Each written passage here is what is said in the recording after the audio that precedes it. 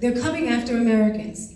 What they're telling people and what they're actually doing is very different. So if you understand what's going on, they're lining it up so they can actually legalize their illegalities, stripping due process, stopping you from actually defending yourself. They're lining this up so they can deport Americans, so they can take whoever they call undesirable, if they don't like your political speech or what you're doing, to actually put you in another area so they can shut your mouth up. What does that sound like, everyone?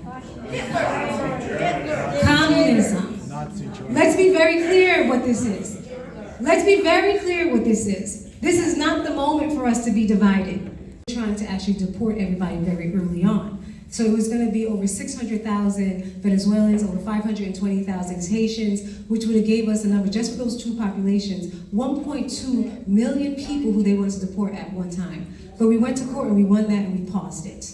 And now what we're doing is elevating the profiling that we see going on, because it actually is profiling. And we're highlighting what they're actually doing. It's a slippery slope. And I say that because last week in the hearing, they were talking about deporting Americans. To where? Where are you deporting Americans? Right? Right? So this is the foolishness. And so I do think everything's intentional. I do think that they're trying to test the limits right now. I do think that's what they're doing, because they even said it, the administration mentioned when the president of El Salvador came, could you build more so we could send Americans? It came out of his mouth. In committee, they're talking about it. This is not a joke. This is when they start detaining Americans and seeing if it flies. So if we shut our mouth now, guess where we'll be in 10 months? When we're talking about how we bring Americans back because they deported them. So we've been fighting in the courts every single day. I mean, it seems like every day we're actually filing another one. And I have to give it up for our judges. You have to. Because our judges, they have been holding the line. Our judges have been threatened. Our judges are showing their strength, and I can't say enough.